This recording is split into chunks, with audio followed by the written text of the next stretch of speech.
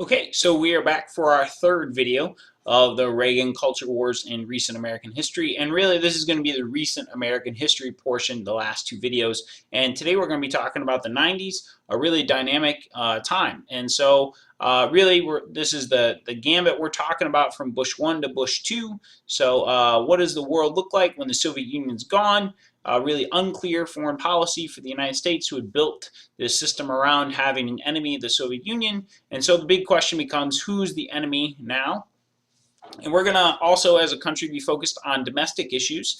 We'll have a brief Gulf War, and then another one in a little bit, a North American Free Trade Agreement, New Democrats, just how Republicans had made a shift. Democrats will do that also. We're going to talk about a balanced budget where the government uses the money it takes in and nothing more, and immigration, and the 2000 election. So there's kind of a preview of where we're heading. So George Herbert Walker Bush becomes a president in 88 to 92, and so his background, he comes from a really wealthy family having to do with oil, and from Connecticut. So he was the director of the CIA, so certainly was a part of some interesting work even before becoming president. He was the VP to Reagan, and famously backed the invasion of Panama when the Panamanians try to gain control of the Panama Canal, and backs the Iranian Revolution to oust some leaders in Iran early on, and also helped back Iraq in the Iraq-Iran War, and really becomes interested in this because that region owns up to 60% of the global oil supply. So a pretty important region in his involvement. And in particular, in 91, Iraq invaded Kuwait, a nation that I should say previously we supported in the Iraq-Iran War. We gave them weapons and training and supplies, and then we have to fight them in 91. So there's a lesson learned there. So we sent 200,000 troops to Saudi Arabia in what was called Desert Shield to warn Saddam Hussein that he should get out of Kuwait. And that number is further increased to 430,000 in February as we prepare to invade Iraq to free Kuwait. And essentially we had the Cold War guns and bombs and troops to do it. And so we were pretty prepared for a conventional war. And this was the first time that the president and the military really use the media to control this event. There's the emergence of smart bombs that can be guided to a target, and the general in charge of this, Colin Powell, has this doctrine of overwhelming force, that you should just have so much more than the other guy that really the fight becomes very one-sided.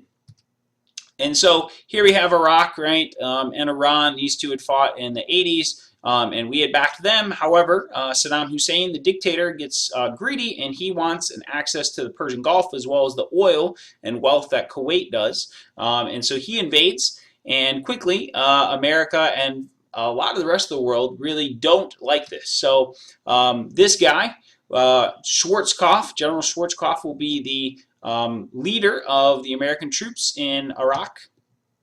And we'll see our air power and technology really play a part in having victory in this war. And it was really one-sided, much more than any other conflict. The emergence of, not since Vietnam, really, of helicopters in a new and a modern way.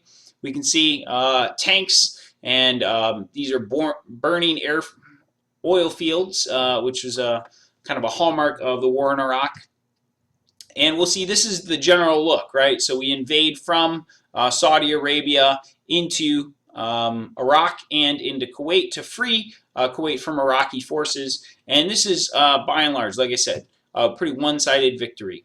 So after that, some other things that continue to happen during Bush's presidency is the American with Disabilities, the American Disabilities Act, so that so a common example would be now that there are ramps on all sidewalks so that individuals with wheelchairs can move around. Also, the Clean Air Act further adds government regulation to industries and pollution standards. There are several big corporate mergers in computers and autos and the finance industry.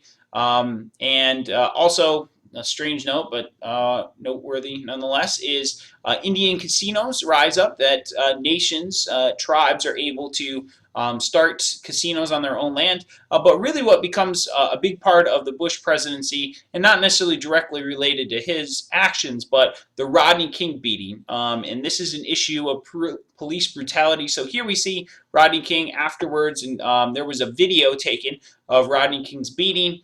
And we'll talk more about this in class, but this strikes off riots and rebellions in Los Angeles, really related to police brutality and race. And so the police in this incident are acquitted, or really not found guilty. And this riot that takes place in Watts in Los Angeles, over 50 people die and $1 billion of damage. So some pretty harsh destruction and legacies of the issues that race continue to have on our nation, even in the 90s. And like I said, in the emergence of a new Democrat, Bill Clinton becomes president. And he is an Arkansas governor, so an unlikely candidate, at least initially, to become president. And he's from a working class background, a single parent, so he represents kind of this changing America. He's very charismatic, great speaker, really connected with a variety of people across the country. And we'll see later on, and even before his presidency, he was plagued with sexual issues. He famously opposed the war in Vietnam, and really coins this kind of phrase: he's a new Democrat, a fiscally conservative and socially moderate. So meaning that he wanted to balance the books and not spend for government programs, and was willing to embrace some change, but not a whole lot in social issues. And so this really is a successful message that the president offers. And so some issues and events that happened during his presidency is he tries to allow gays and lesbians to openly serve in the military, and that ended up being a fail. So the compromise was a situation called "Don't Ask, Don't Tell." This was actually just recently reversed. So the idea was, you don't ask if somebody's gay or lesbian, and you don't tell if you are in the military. And he tries to reform the healthcare system. Also, this was a big change more recently.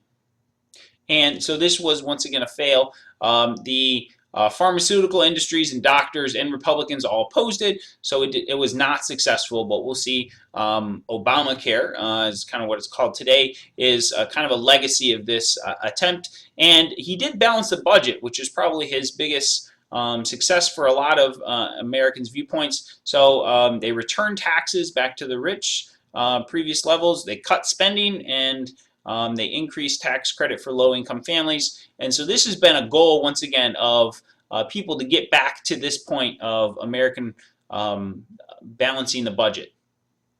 And in the early 90s, like I said, in the post-Cold War era, there's no communist menace in America, so there's no real bad guy. And so America starts to do things like close down military bases. And economic growth that happens, there's a huge disparity that only continues today between the rich and the poor. So there are widening gaps, and the middle class is shrinking, and it becomes a knowledge economy, right? So that it's no longer about manufacturing things, but now it's about entrepreneurship and technology and innovation. And really, unions begin to decline in the early 90s. And there are deep political divides between Democrats and Republicans, and like I said, ongoing culture wars over things like abortion and immigration and family values. And issues like global warming and environmental pollution become front and center. And America's consumer debt continues to rise. So we see some good things and some challenges in our nation in the early 90s. And there's a Republican rebuttal to these new Democrats that Clinton brings. And in 94, Newt Gingrich, the Speaker of the House, he most recently ran for president in 2008, unsuccessfully. But So they push for things like welfare reform, so changing the way America helps its poor and its needy, a big push for the balanced budget.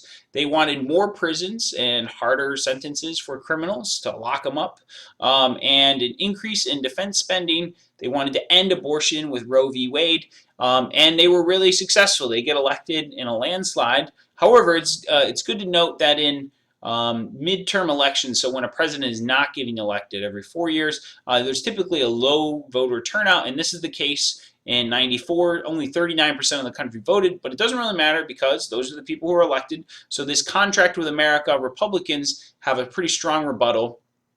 Now in the mid-90s, Clinton gets mixed up in the "I did not have sexual relations with that woman" statement, and we'll talk more about this in class, but his House impeachment is not necessarily because he had an affair with his wife. It's that he was under oath when he denied that charge. And in the end, the Senate did not have enough votes to prosecute him in impeachment, and so Bill Clinton is not impeached, although only the second president ever to go through the impeachment process. In '93, Clinton signs the North American Free Trade Agreement, which was pretty controversial. We'll see that this opens up free trade between Canada and Mexico. I hope to cover some of the pluses and the minuses of that kind of a setup. And also in '94, there's the General Agreement on Tariffs and Trade, so trying to organize the world economy. And in '95, there's terrorist attack in Oklahoma City as Timothy McVeigh bombs a federal building there. So a very tumultuous mid-'90s. And now into 2000s, you're probably a little too young to remember this, but certainly your parents would not. And so 2000 was a really close election, probably the most close election in the past 100 years. And so this is Gore Lieberman on the Democratic ticket, who was seen as kind of a moderate populist and in the shadow of Bill Clinton. Al Gore was certainly not as charismatic as Bill Clinton was, and Bush Cheney runs under the kind of the catchphrase "compassionate conservative," right? So they're conservative, but they have a heart, is the message they send.